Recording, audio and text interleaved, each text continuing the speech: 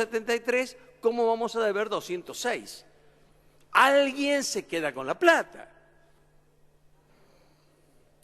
Tampoco compartimos el concepto de la apología que hacen de la educación.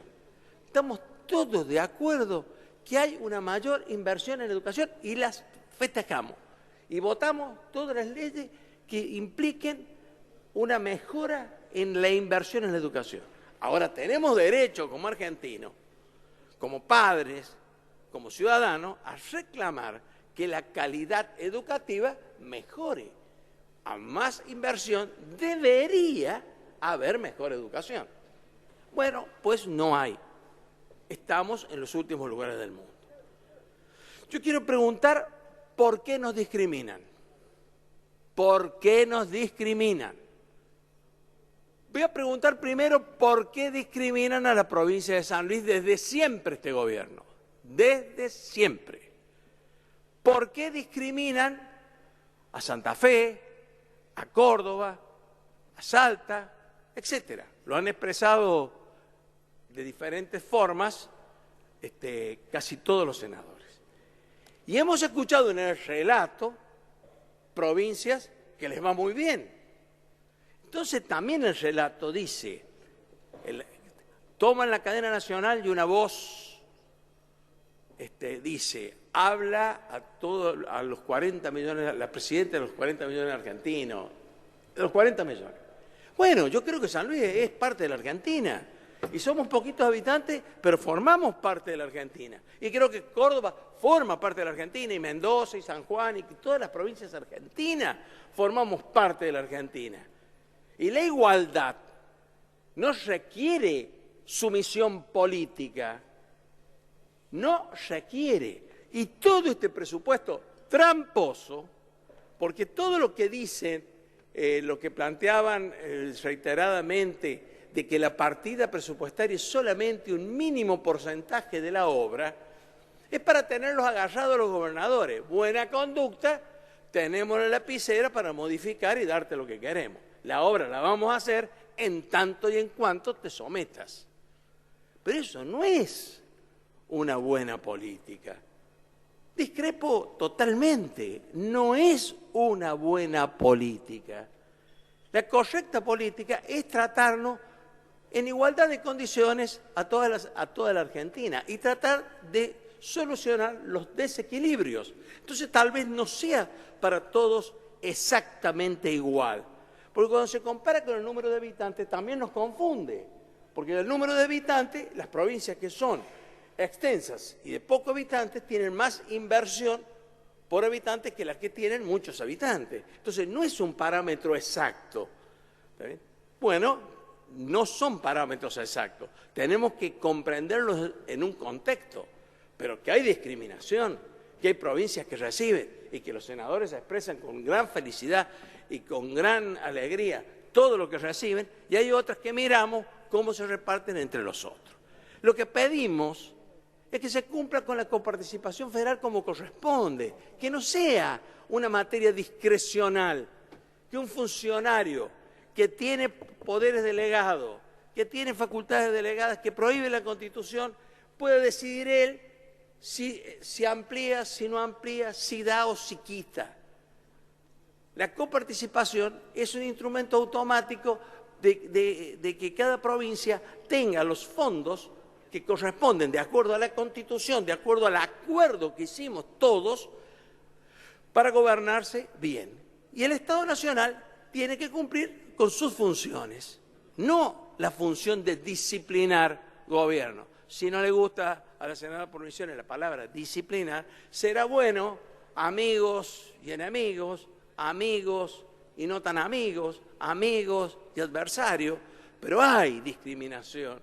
Una discriminación que se va tornando odiosa, porque no hay forma de explicarlo, por qué siempre estamos al final de la lista. Creo que con respecto a las otras dos leyes, la emergencia, ¿es la década ganada o estamos en emergencia? Si es la década ganada y vivimos en Alicia, en el País de las Maravillas, termínenla con la emergencia, que es un instrumento de funcionarios mediocres que necesitan tener superpoderes para decidir lo que quieran. Si este Parlamento les da, tienen mayoría para sacar la ley que quieran, saben el trámite exprés para hacerlo. Ahora inventaron las sesiones especiales y nos meten, todo este año hemos sido nada más que sesiones especiales. Hemos votado, sancionado y sesionado al compás de lo que ha querido el bloque mayoritario. Entonces no necesitan estas facultades. ¿Para qué la emergencia? Por las dudas ¿de qué? Tampoco estoy denunciando ninguna tormenta. No estoy denunciando ninguna tormenta. Creo que falta calidad institucional. Creo que falta transparencia. Creo que no es necesario, después de 10 años de gobierno, cuando vamos a cumplir 30 años de democracia, de tener el oscurantismo, de tener guardado una lapicera para tomar alguna medida. No hace falta. En esta Argentina democrática de hoy, en esta Argentina que pretendemos republicana de hoy, el Parlamento ha estado y está al servicio de sesionar y trabajar cuantas veces ha sido necesario. Y creo que este gobierno no puede decir que hemos obstruido la sanción de las leyes. Entonces tengo que preguntar, señores, explíquenos por qué tenemos que estar en emergencia. ¿Y por qué tenemos que estar en emergencia exactamente igual que en el 2002? ¿Por qué nos ponen un cachito de creación, un poquito de calidad y nos dicen en qué necesitan la emergencia y sancionamos la emergencia para lo que realmente puedan necesitar? No tenemos la explicación. Entonces tampoco buscan de ninguna forma encontrar los consensos y el diálogo democrático. Acá hay que tener diálogo democrático. Vamos a discutir. Y las veces que han tenido razón o que hemos creído, hay muchísimas leyes que hemos sancionado por unanimidad y hay muchísimas leyes que hemos conseguido sacar con consenso. Quiere decir que se puede, no es que no se puede. No están en presencia de senadores que obstruyen o que tienen siempre el voto negativo. Con respecto a la ley de cheque, necesitamos que nos expliquen por qué tenemos que vivir con este tributo que todos estamos en desacuerdo, que no es un tributo justo, que era un tributo para una emergencia. Pero esta parte podrían explicarnos, tal vez todas las luces amarillas y rojas que dice el senador Giustiniani, pueden llegar a justificarse que tengamos, aunque sea injusto, hasta tanto logremos un consenso para modificar el sistema tributario. Pero lo que es inaceptable es que sigan insistiendo en escamotearle a la provincia el derecho a la coparticipación de ese impuesto. Es absurdo que en cada ley de presupuesto, en cada ley ómnibus, en cada sanción express, nos metan una condonación de impuestos a los amigos de ustedes, a AISA, a aerolíneas, etc. Son fondos coparticipables. La mitad se lo perdona la nación y la otra mitad la perdonan los pueblos de la provincia. Entonces, por lo menos nos tienen que escuchar. Tenemos derecho a que nos escuchen, no que nos atropellen. No consideramos que sea justo este tratamiento. Porque comparto lo que dijo el senador por la Pampa. Si vamos a perdonarles a las empresas de agua, perdónenle a todas las empresas de agua de todo el país, no a AISA solamente. ¿Por qué no le van a perdonar a la empresa de agua de la Municipalidad de San Luis, de la Municipalidad de Villa Mercedes, o a la empresa de agua de la provincia de Mendoza, o de San Juan, o de Córdoba, o de Santa Fe? Y sí, a AISA, que además sabemos, y hoy se ha discutido de nuevo, que todo el sistema tarifario está subvencionado. ¿Cómo puede ser que veamos escenas de falta de agua potable en pueblos del interior realmente muy dolorosas, aunque sean pequeños lugares, merecen que los atendamos? y haya grandes subsidios para la ciudad de Buenos Aires. Entonces, no es el criterio que establece la Constitución de igualdad. Esto es lo que queremos discutir. No que nos cuenten el vaso medio lleno, que lo escuchamos todo el día. Los respetamos, se los vamos a seguir escuchando. Pero eso no es argumento para que nosotros los acompañemos y que estemos de acuerdo. No estamos de acuerdo en que no se coparticipe el cheque. Quisiéramos discutir si no hay otra salida mejor. No estamos de acuerdo en que el país siga en emergencia. Queremos discutir qué emergencia necesitan. Y ¿saben qué emergencia necesitamos? La emergencia agropecuaria para atender a los pueblos del interior que están en sequía. Necesitamos la emergencia en la seguridad, que se negaron a sancionarla. La emergencia en la seguridad que planteaba la senadora Duhalde. Para poder hacer las cárceles, para poder hacer las inversiones. Ahora, con las camaritas se soluciona todo. Bueno, hubiéramos puesto las camaritas hace 5 años con una emergencia que permitiera hacer las inversiones y solucionar los problemas de la seguridad en el país. Pero no. La emergencia sigue referida a los temas del 2001, del 2002. No estamos de acuerdo. Queremos un presupuesto transparente. No queremos que el presupuesto tiene que ser el plan de gobierno donde estén calculados los recursos y se establezcan cuáles son los gastos. Pero no es un formulario de buenas intenciones. Es un programa que cuando lo sancionamos es obligatorio. No es que el puente se pone y se hace o no se hace de acuerdo a las ganas que tenga el funcionario y a la amistad que tenga. Si está puesto en el presupuesto se debe cumplir. Eso es un plan. Por eso deben recordar de nuevo aquella enseñanza de Perón, que mejor que decir es hacer y mejor que prometer es realizar. Por las dudas voy a hacer una cita de Perón para que me la tenga en cuenta el senador Berna cuando haga la apología de los peronistas. Y además me pidió el senador Castillo, que no está, si había traído el librito. Le dije que no, que el librito no. El librito no, hoy no. Hoy vamos a traer una frase. Mejor que decir es hacer y mejor que prometer es realizar. Entonces, transparencia, calidad institucional. Yo escuchaba a la señora presidenta que se sentaba acá, cuando nos daba cátedra de calidad institucional. Y yo creo que lo decía con sinceridad. Y se negaba a votar los superpoderes. Y faltaba la sesión cuando tratábamos la delegación de facultades. Trataba de ser coherente. Se levantaba, no votaba. Bueno, ¿y dónde está la calidad institucional? ¿Por qué no defendemos la calidad institucional? Nos va a hacer bien a todos. Nos va a hacer bien a todos. Explíquenos por qué en emergencia. Explíquenos por qué la prórroga. Explíquenos por qué la discriminación. ¿Por qué la discriminación? ¿Por qué la discriminación? Por eso vamos a votar, como lo han expresado cada uno de los senadores del bloque, vamos a votar en forma negativa el presupuesto, la prórroga de la emergencia y la prórroga del impuesto al cheque. Con una profunda queja porque se va a sancionar seguramente que siguen escamoteando los fondos de la coparticipación federal, que es un derecho que tenemos las provincias. No es una dádiva generosa de ningún presidente. Excusas.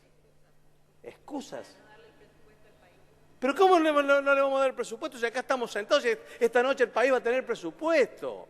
Por favor. Si hubiéramos querido actuar de otra forma, nunca hemos sometido al país a semejante cosa. Hemos estado presentes en todas las leyes que se han sancionado.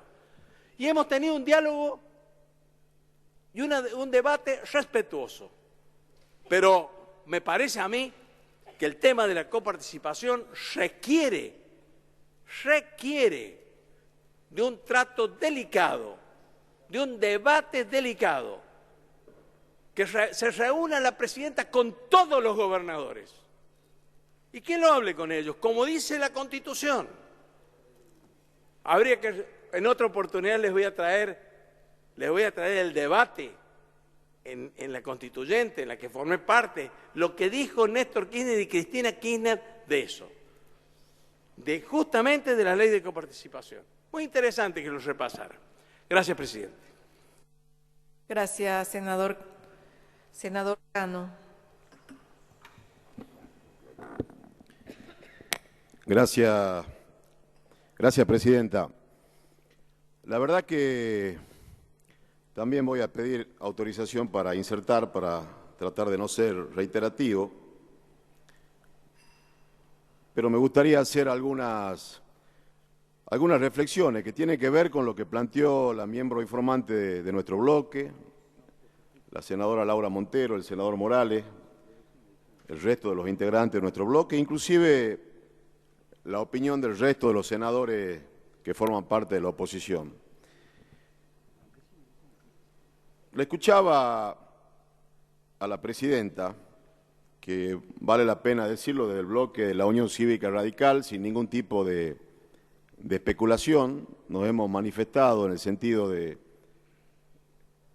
que tenga una pronta recuperación y que pueda estar nuevamente al frente del Poder Ejecutivo Nacional, de la misma manera que a quien está a cargo hoy del Ejecutivo Nacional, el vicepresidente, y compartimos lo que por ahí manifestó un senador del oficialismo con respecto al trato que este tema tuvo de algún sector de la prensa. Creemos que en cuestiones de Estado no debe haber ningún tipo de especulación política. Dicho esto, me parece que el esquema de amigo-enemigo tiene que ver fundamentalmente con la matriz o con el concepto que el gobierno tiene del federalismo. Y lo que hoy estamos tratando,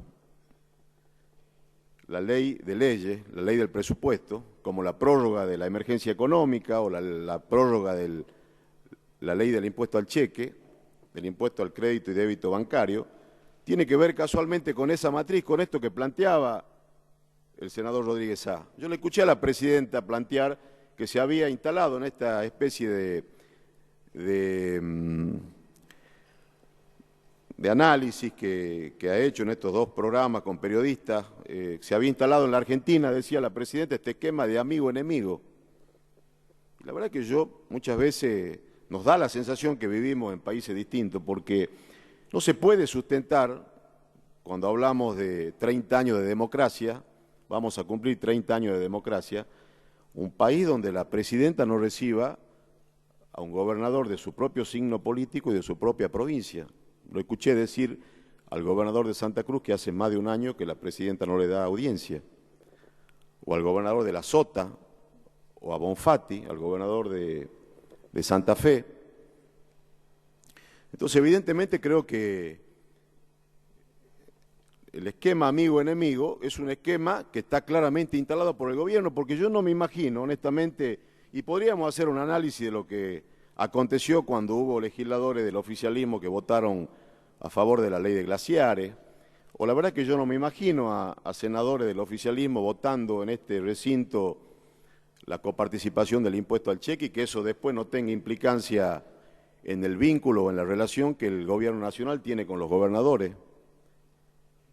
Me parece que en esto hay que ser sincero, y tomo las palabras del senador Gingle cuando manifestaba, y me parece una actitud sincera, y en todo caso lo que manifestaba el senador Gingle, que forman parte de un proyecto político y que dan el debate dentro y que pueden estar a favor o en contra, pero que finalmente acompañan, a lo mejor sea en un esquema de FODA, de fortalezas y debilidades, una de las fortalezas que tiene el oficialismo. O cuando lo escuchamos plantear al quien era presidente de bloque en la Cámara de Diputados, al exdiputado Rossi, que decía que él no era un libre pensador, formaba parte de un gobierno, de un proyecto.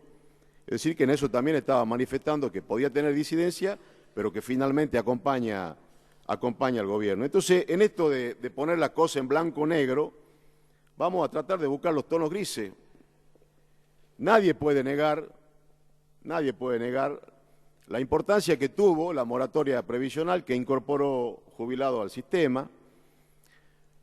Nadie puede estar en contra de la política que tuvo el gobierno con respecto a la jubilación de ama de casa. Me parece que en todo caso significa reivindicar el rol de la mujer y darle la contención necesaria del Estado.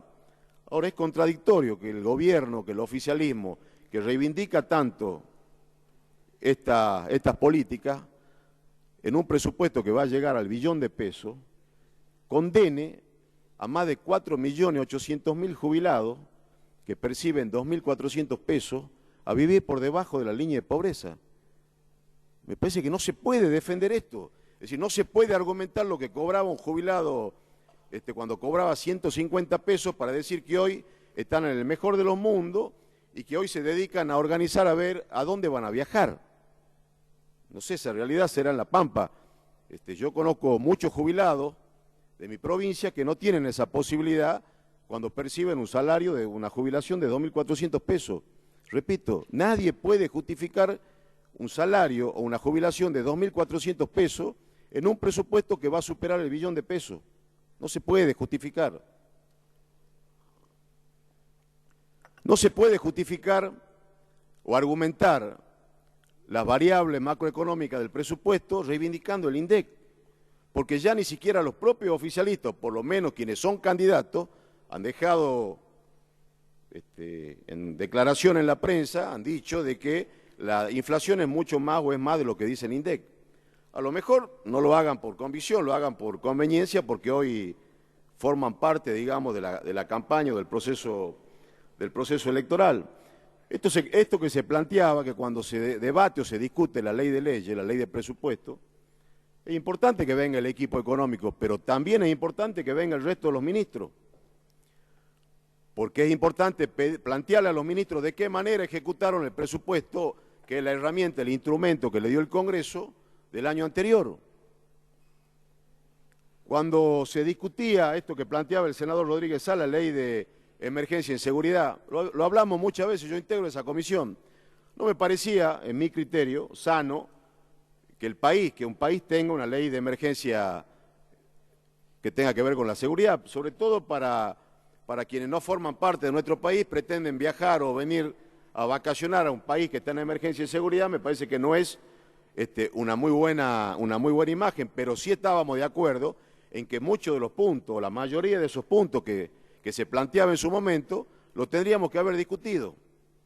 Lo tendríamos que haber discutido, porque honestamente no hay tampoco justificativo, y hubiese sido muy bueno que el ministro de Seguridad venga acá a explicar cuánto nos cuesta a los argentinos trasladar cerca de 5.000 gendarmes y más de 1.500 prefectos para resolverle los problemas de seguridad que no pudo resolver Scioli.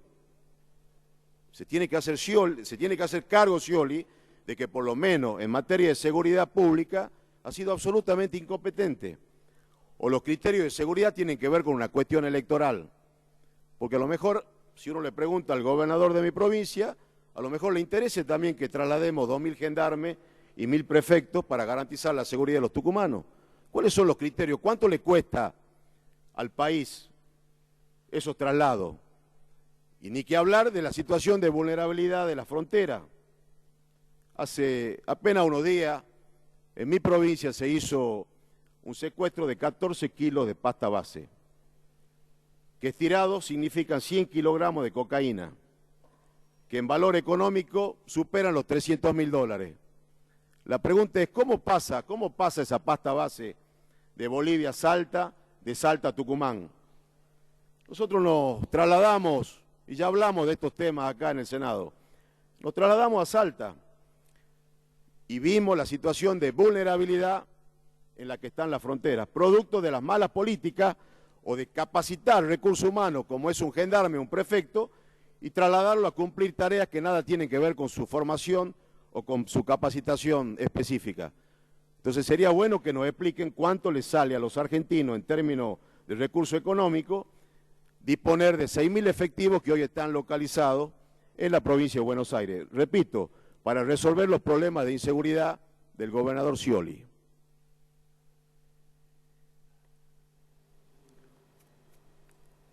Entonces, ¿de qué hablamos cuando planteamos estas cuestiones?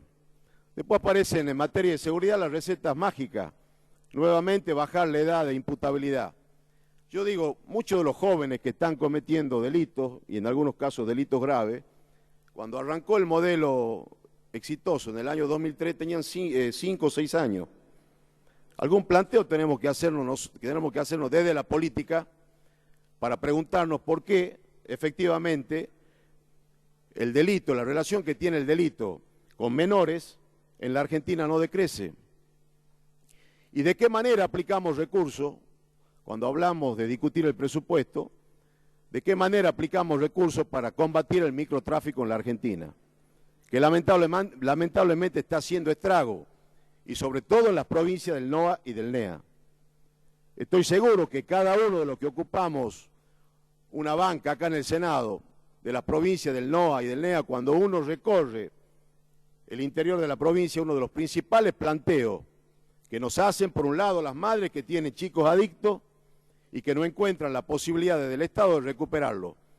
Y por otro lado, las madres que tienen hijos adolescentes y que sus hijos no han caído en el problema de las adicciones y no saben qué hacer para evitar que finalmente caigan en el consumo de la droga. Y tiene que ver con una ley que está en el ámbito del Senado y que los senadores, tanto del oficialismo como de la oposición, no hemos avanzado en el tratamiento porque casualmente se toca el tema del financiamiento. Entonces, Presidenta, me parece sensato el planteo del senador del Frente para la Victoria por Misiones cuando hace un análisis desde su razonamiento que nosotros compartimos en términos de lo que implica una ley de emergencia económica, y me parece que ninguno de los que está sentado acá tendríamos inconveniente de votar una ley de emergencia. Yo he sido autor en mi provincia en el año 2003, al poco tiempo de asumir como legislador, de la ley de emergencia sanitaria, porque efectivamente el Ejecutivo necesitaba instrumentos rápidos para resolver un problema sanitario que tenía y que sufrían muchos tucumanos. No nos parece mal que en la contingencia se le den facultades extraordinarias al Ejecutivo que le permita llegar con rapidez en aquellos lugares donde hace falta respuesta inmediata del Estado. Pero honestamente han pasado del año 2003 de un presupuesto de 57.000 millones a más de 1 billón de pesos, seguir argumentando la ley de emergencia económica, seguir delegando superpoderes mientras se argumenta presupuesto con superávit, la verdad que es muy difícil de explicar. De la misma manera que responsabilizarnos a quienes formamos parte de la oposición de la inflación, un gobierno que administró durante 10 años con mayoría absoluta en ambas cámaras, pero que aparte gobierna la mayoría de las provincias de la Argentina. Pretender responsabilizar a la oposición por el proceso inflacionario, la verdad que es muy difícil imaginarse de qué manera, de qué forma. O en todo caso nos parece que nos están poniendo en un lugar o nos están dando facultades que no la tenemos.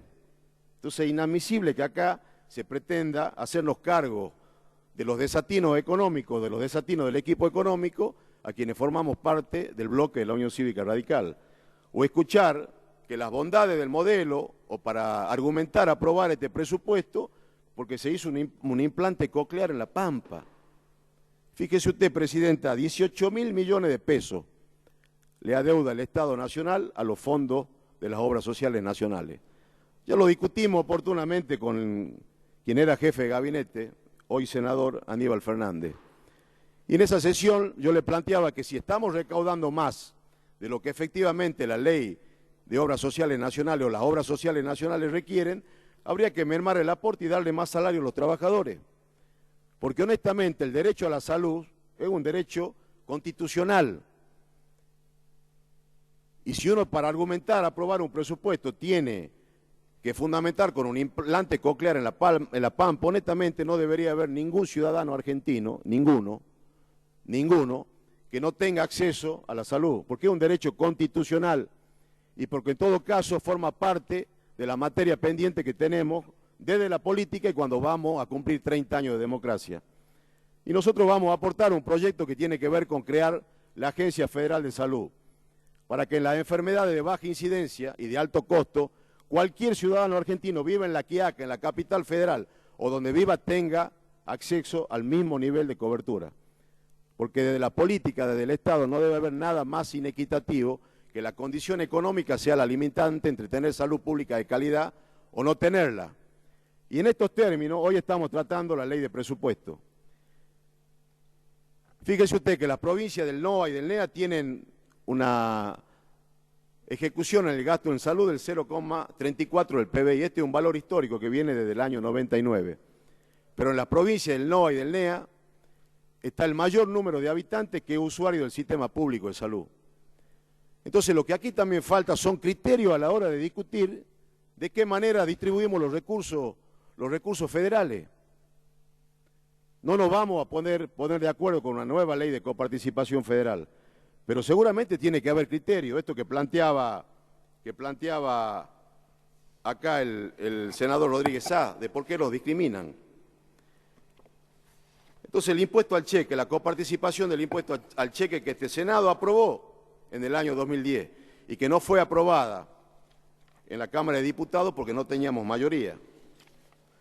90.000 millones de pesos relegaron las provincias desde que se aplicó este tributo, que es claramente distorsivo y que deberíamos tender a eliminarlo gradualmente.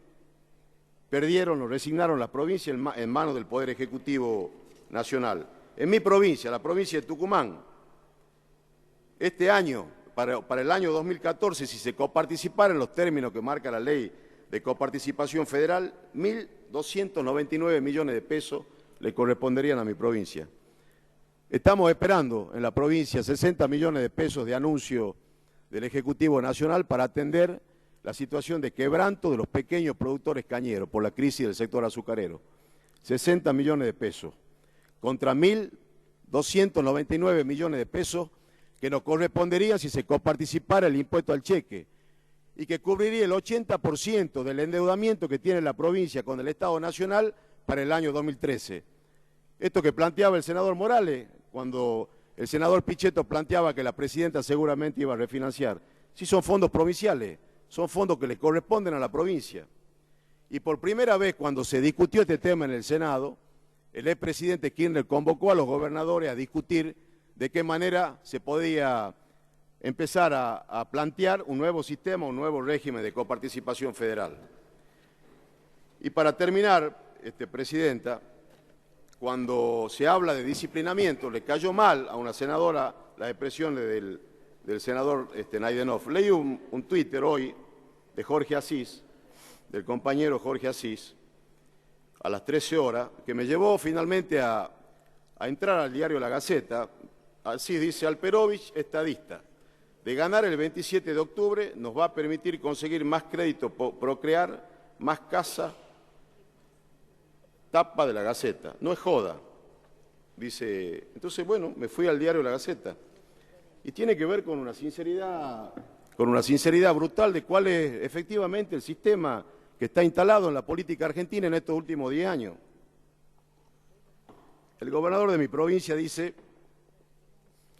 voy a leer textual, la gente muchas veces no conoce para qué sirve ganar una elección o tener mayor cantidad de diputados. Esa fue la excusa que el gobernador Alperovich pronunció ayer para justificar su pedido. Inesperadamente, a poco más de 2 semanas de las elecciones nacionales, bueno, el mandatario quiso, Alperovich visitó obra y sigue, va a la visita de Pablo Abal Medina, funcionario del Ministerio de Planificación, inmediatamente después se lanzó a la cuestión electoral.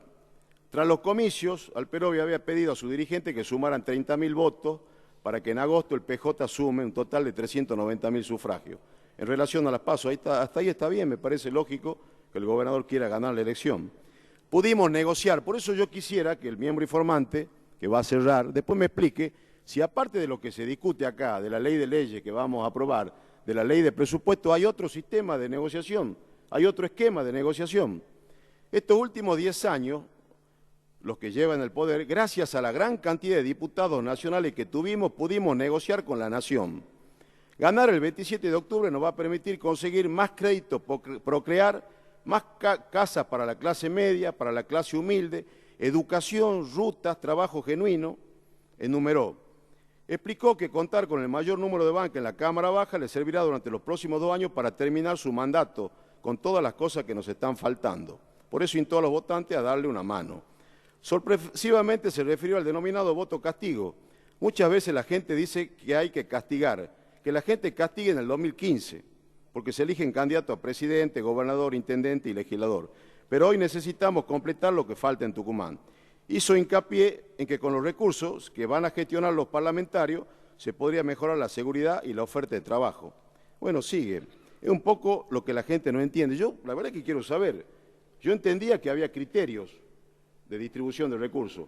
Criterios que tienen que ver no solamente con lo formal de la distribución presupuestaria que hoy se va a aprobar, sino criterios con necesidades básicas insatisfechas, con analfabetismo, con índice de pobreza, con índices que tienen que ver con la educación, para que el Estado resuelva las asimetrías que Alfonsín decía ya en el año 83, que la Argentina era un país rico en el centro, despoblado en el sur y pobre en el norte, y esas asimetrías se siguen profundizando.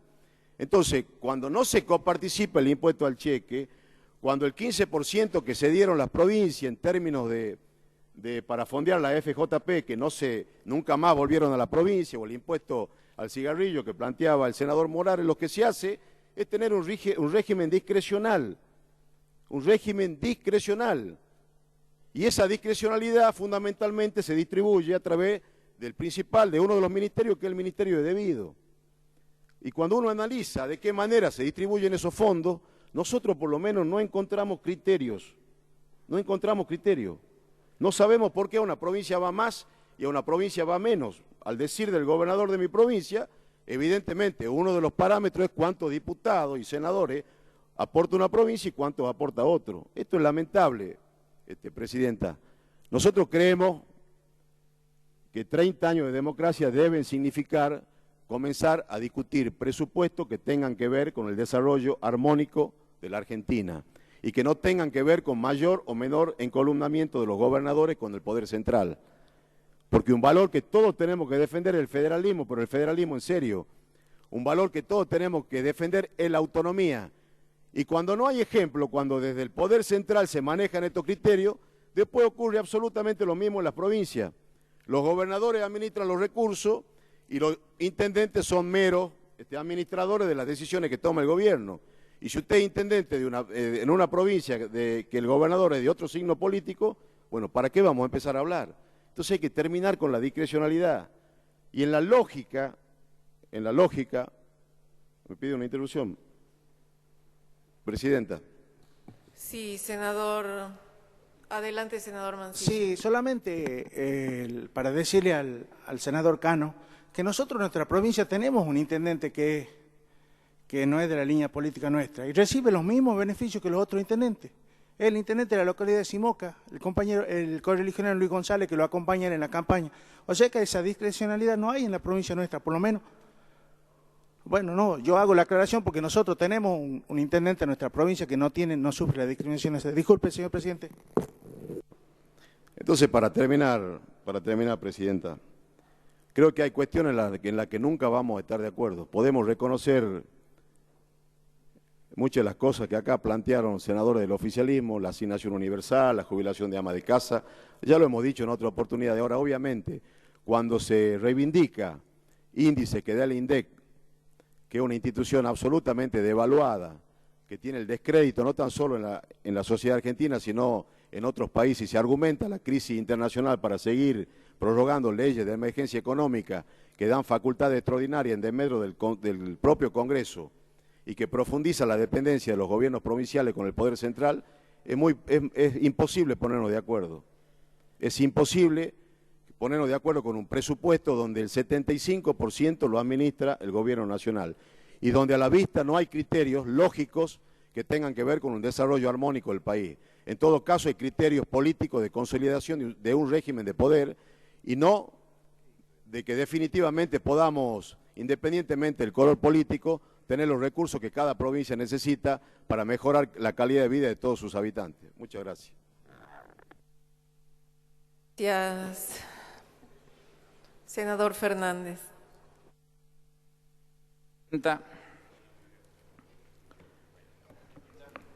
No le voy a poder responder al senador Cano lo que preguntaba recién por varias razones. Primero porque es una pregunta para José Alpedrovich, que en la provincia manda él y en su casa manda usted, con lo cual no tengo mucho para decir. Habría que preguntarle al Alpedrovich, no sé yo. Me da que hay que comenzar por el principio, pero el principio habría que hablar de las convenciones que se han establecido en este debate, que por momentos fue muy rico, por momentos fue muy soso, por momentos fue anodino, por momentos fue ampuloso, ha tenido un poquito de todo, pero de todo se aprende y uno tiene que tomarle esas cosas. Dos cosas entonces que son convenciones que se han definido en este debate y que creo imperioso que hay que ponerlas sobre la mesa. La primera, que he escuchado en varias oportunidades que dicen el presupuesto no se puede tocar. ¿Quién dijo eso? Los invito a que lean desde el artículo 77 al 84 de la Constitución y el presupuesto se puede tocar tantas veces como se nos ocurra. Lo que no va a suceder es que no hagamos lo que nosotros entendemos que es la mejor política para el Poder Ejecutivo. Ahora, si no nos ponemos de acuerdo en eso, entonces va a quedar lo que está. Pero no vengan con que no se puede modificar. Es una convención errónea. La segunda convención errónea es que volvemos otra vez con el tema de la coparticipación. Y lo expliqué 40 veces, esta es la 41. En el año 2002 se modifica por decreto y se invita a las provincias, con excepción de San Luis, que no firmó, a eliminar este tipo de límites que se habían puesto por el artículo 7º de la 23.548 Ley de Coparticipación. Después esto se ratifica por Ley 25.570 y quedan estos términos establecidos que el porcentaje se aplicaría sobre lo que se consideran los fondos de la Administración Central, que después lo define, o mejor dicho, lo define la 24.156, Ley de Administración Financiera, modificada por la 25.827, y dice que los conceptos tributarios del Gobierno Central están compuestos por tres jurisdicciones específicas: los organismos descentralizados, las instituciones de la Seguridad Social y la Administración Central. Sobre eso se aplica, sobre la Administración Central. Lo dice la ley, no lo digo yo. Ergo, si nosotros tomamos lo que se distribuye todos los años y lo comparamos con la Administración Central, que es lo que dice la 23.548 de su artículo 7º, nos vamos a dar cuenta que la distribución fue siempre entre el 40 y el 42%. Y no discutamos más, mire, tiene pata de perro, cola de perro, cara de perro y ladra como un perro. Le quieren llamar gato, chancho, hagan lo que quieran, pero saben que es un perro. Grábenselo en la cabeza, es un perro. Entonces no discutamos más la coparticipación. 40 al 42%. Ese es el punto. Ahora voy a empezar a contestar las cosas que se dijeron como verdades reveladas que no lo son. Dice en algún momento, y no voy a hacer alusiones personales, así no me piden la palabra, la crisis internacional no afecta al país, dice. Quiero resaltar que el canal comercial de contagio, como se le dice, sigue vigente. De esa crisis, sigue vigente, porque si Europa y Estados Unidos no le compran a nuestros socios no crecen, y si no crecen no nos compran a nosotros. El canal de contagio de la crisis está vigente, no es verdad lo que dice. Dice en segunda parte, la nación concentra recursos mientras las provincias no tienen margen de aumentar impuestos propios. Es uno de los presupuestos más unitarios que se ha visto. Mire, si nosotros tomamos punta a punta de la coparticipación, el incremento entre el 2003 y el 2013 es el 1001%. Si lo cortamos en dos periodos para ver gráficamente cómo representan la primera parte del gobierno, es decir, Néstor Kirchner, y después la segunda parte, la primera parte del gobierno entre el 2003 y el 2006 representa algo así como el 110%. Pero si lo tomamos entre el 2007 y el 2013, representa el 301%. Estamos partiendo de una base de 2007, por supuesto, ¿no? Pues fíjese qué diferencia entonces entre la primera parte y la segunda parte de esta gestión, para ver cómo impacta a las provincias. No es verdad lo que se está diciendo. Si comparamos la coparticipación con el Producto Bruto Interno, en el 2007 fue el 6.8, en el 2013 es el 8.4.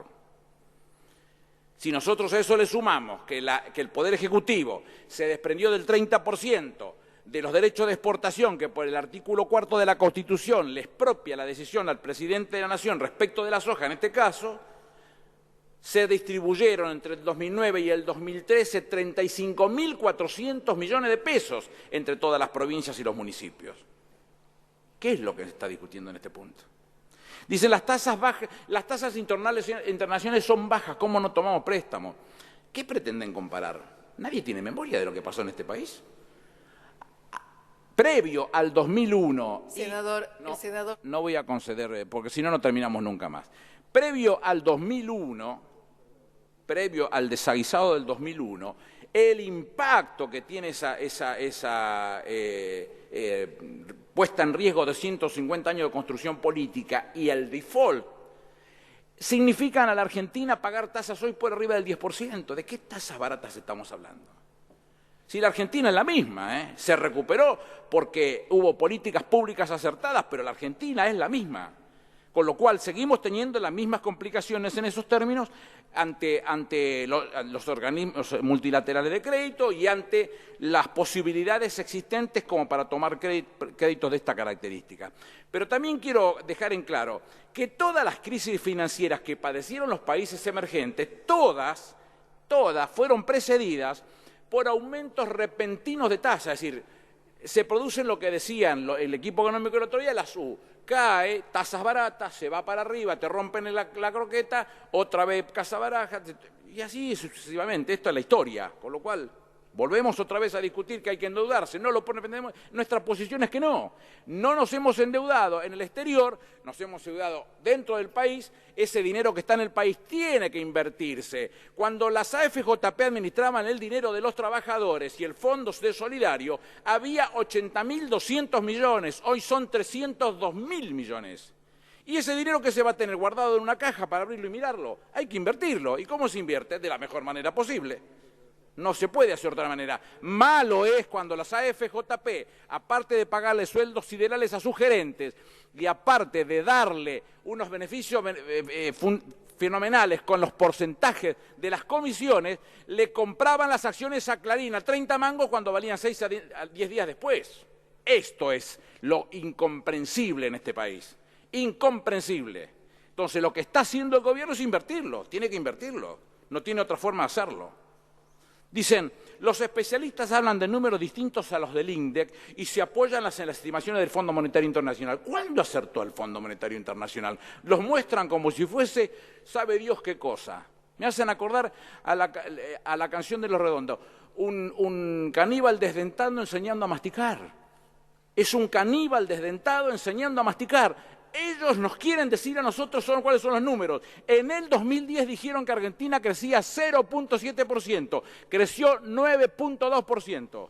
En el 2011 decían que Argentina crecería al 2.6%, crecimos al 8.9%. Son un fenómeno haciendo nuevo. Es el caníbal desdentado enseñando a masticar. No tenemos otra forma.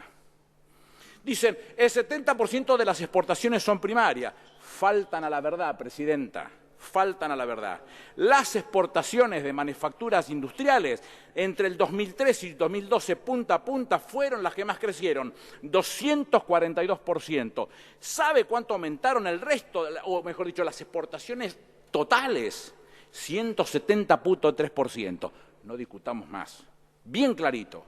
Manufacturas industriales. Hablamos de valor agregado de los argentinos, trabajo de los argentinos. Nos dicen, esta les encanta, espectacular, esta es de la época de Sarmiento, lo que Jauretche le llamó la madre que las parió a todas, la civilización y la barbarie. Si viene de afuera, buenísimo, ahora si lo hacen en Quilmes, es malo. Dice, tendríamos que ser como Brasil. Argentina creció a un promedio del 7,2% el del 2003 y el 2012, el doble que Brasil. El desempleo bajó más en Argentina que en Brasil. La capacidad de compra del salario mínimo argentino es más superior que la de Brasil. ¿De qué nos quieren hablar? Mejor dicho, ¿de qué es lo que se pretende comparar? No se sabe, no se puede ver. Dice, planteó sobrejuicio previsional, y este es el número que le pedí a una estimada senadora que tomara cuenta. Le dijo 156.671 sentencias firmes. Ni por casualidad, pero bueno, vamos a dar una información oficial que se tome como tal. El 4,7% de los jubilados está en juicio por reajuste, representa algo así como 280.000 más o menos. Pero ¿qué datos son importantes a tener en cuenta? Las demandas de nuevos juicios cayeron 58%. 58%. De los nuevos 339.744 jubilados, ¿sabes cuántos comenzaron el juicio? 801. Repito los números, por favor, que presten atención. De 339.744 nuevos jubilados, solo 801 comenzaron un juicio por reajuste. En los primeros 8 meses de este año se resolvieron 25.163 casos contra 13.929 de igual periodo del año 2012. ¿Sabe cuántas sentencias pagó el ANSES durante el 2012? 26.000. ¿Sabe cuánto aspira a pagar en el 2013? 44.000. Y ahí vamos a la cifra que le pedí a la senadora que tomara nota. ¿Saben cuántas son las sentencias firmes pendientes de pago que se van pagando en estos meses? Antes de fin de año están terminadas. Lo que pasa es que tenemos un flujo de 3.000 más o menos mes. Pero ahora le voy a contar exactamente cómo se va resolviendo ese punto. 23.000 sentencias hay firmes para proceder al pago, 23.000. Por mes ingresan 3.000. ¿Qué resalto yo de esto? Que se respeta la prelación, que se respeta los de mayor edad y que se respetan los de menores ingresos, con lo cual esa prelación es fundamental. Las sentencias pagadas en septiembre fueron 4.667 y se aspira a pagar en el mes de octubre 5.000. Quiere decir que si tenemos un flujo de 3.000, venimos comiendo un pedazo del stock para achicar ese stock al máximo posible. Que se entienda. ¿Todas las sentencias de los juicios de los jubilados son positivas? No, Presidenta. El 25% no beneficia a los jubilados. No beneficia a los jubilados, vuelvo a resaltar. ¿Saben las señoras senadoras y los señores senadores que por primera vez desde la creación de la Auditoría General de la Nación el año pasado la auditoría aprobó el balance del ANSES por primera vez desde la formación? Parece ser que no. Parece ser que no. Parece ser que no. Planteo del INAES. Hasta el 2004, este 1% más el porcentaje que le corresponde al Estado nacional o a los estados provinciales, se iba a rentas generales por disposición del ministro Cavallo, en su segunda etapa. En el 2004 es Néstor Kirchner el que le devuelve a las cooperativas este porcentaje. Se afirmó que nadie lo controla. Es falso, Presidenta, es falso. Porque no solamente tiene el control de la SIGEM y el control de la Auditoría General de la Nación, sino que además tiene el control del propio movimiento de cooperativas, porque no se mueve un centavo sino movimiento de cooperativas. ¿Y dónde quedó plasmado esto? Cuando la senadora Fellner propuso en su proyecto que se incorporaran las cooperativas a la como llamada entonces Comisión de Economías Regionales y el nombre que tenía, de economía, hoy presidida por el senador Basualdo, y que compone el senador Artaza, el senador Morales, el senador Rodríguez Sasso, si yo no me equivoco, recibió en aquel momento a Patricio Griffin, titular del INAES, hoy tan vapuleado y manoseado, y entre otros miembros de cooperativas estuvo el presidente de Coninagro, Carlos Gareto, que felicitó y que reivindicó la actividad del INAES. Tiene nada para observarse el INAES, está controlado por la SIGEN, controlado por la Auditoría General de la Nación. No sale un centavo que no esté de acuerdo el movimiento cooperativo y además ha sido felicitado hasta por Coninagro, que no es precisamente alguien cercano al gobierno, es exactamente más lejano que otra cosa. Entonces me parece que se merece por lo menos una disculpa. Una golondrina no hace verano. ¿Sabe cuántos fallos hay? El jefe de la ciudad autónoma tiene 2 procesos y sigue gobernando. Con ese criterio. No nos hemos desendeudado. Presidenta, en ningún lugar del mundo se analiza la deuda que no sea analizada en comparación con el Producto Bruto Interno, que pretendieron minimizarlo. Yo no voy a discutir en otros términos. No lo voy a discutir. En el 2012 eran 37.000 millones de deuda, con 100.000 millones de dólares de Producto Bruto Interno, y hoy tenemos, o por lo menos al 2012, 197.000 millones de dólares, con 476.000 millones de Producto Bruto Interno. No hay para discutirlo de otra manera. No hay forma que se discuta. Pregúntenselo a quien quiera. ¿Nos hemos endeudado? Sí, nos hemos desendeudado. ¿Hemos tomado deuda interna? Sí, claro, en pesos, en moneda que no es dura, a una tasa lógica que respeta el crecimiento del Fondo Solidario, que el Fondo Solidario no paga jubilaciones, lo paga el flujo, y que eso es lo que está funcionando en la actualidad. No discuto de otra manera. Si no nos ponemos de acuerdo, no nos ponemos de acuerdo. Pero ¿sabe cómo se mide? Se mide con el Producto Bruto Interno, guste o no guste. Dice, crecimiento del INDEC y crecimiento analizado por un informe técnico de la UBA. No hay estudios rigurosos. Porque para hacer el estudio del crecimiento, se los explicó el viceministro de Economía, se necesitan... Más de 40 personas están abocados a ese estudio, porque es un estudio muy complejo. No hay nadie que invierta semejante cantidad de dinero para tener un número y ponerlo sobre el tapete. No lo hay, no lo hay. No hay forma de poder compararlo. Lo mismo que hacen con el observatorio de la UCA. Es irrelevante ese estudio. Es irrelevante cómo se quiere mostrar la pobreza. Toman 4.500 casos que llaman por teléfono. No hace el desagregado de lo que es Ciudad de Buenos Aires, lo que es Provincia de Buenos Aires, lo que es el resto del país. Es imposible comparar con la encuesta permanente de hogares, que son 100.000 casos. Es impensado pensarlo eso. Es imposible verle una cosa de esa característica cuando no se dan las condiciones. Dice, el desendeudamiento entre las provincias y la nación no es una gracia del gobierno. Claro que no. Sí le pertenece a las provincias lo que le pertenece, pero yo quiero recordarles que cuando comenzó el gobierno de Néstor Kirchner, las provincias estaban con el agua arriba de la cabeza, no al cogote, arriba de la cabeza. Y lo que hizo Néstor Kirchner primero fue resolver el problema nacional para después agarrar el problema de las provincias y resolverlo. Si lo quieren minimizar por un problema político, háganlo. Volvemos al tema del perro. Llámenlo como ustedes quieran, chancho, conejo, lo que quieran, pero es un perro, ¿eh? Esto estaba hecho pedazo a las provincias, 14 provincias con cuasimoneda, situaciones imposibles de exhibir, que fueron resueltas todas cuando se tomaron todos los papeles y se ordenó las economías de las provincias a través de lo que del plan de financiamiento ordenado que generó el Estado Nacional. Una consulta que se hizo respecto de las jubilaciones cordobesas. No se conoce lo que sucedió, se conoce mucho y muy bien. Mucho y muy bien. En 2009, el gobernador Schiaretti firmó un acuerdo, como mencionaba recién el senador Berna, para armonizar. Es el término que utilizaron. No es el que armonizó esto o el que decidió esto, no es el que estaba en la foto con él. Esto es una decisión de Néstor Kirchner. Él decidió esta situación. Y esta definición de recibir la conclusión del tema financiero hacía que entonces se armonizara para que entre nación y provincia no hubiera diferencia, tengan los mismos derechos. Se mandaron los fondos a Córdoba durante un año, pero no hicieron absolutamente nada.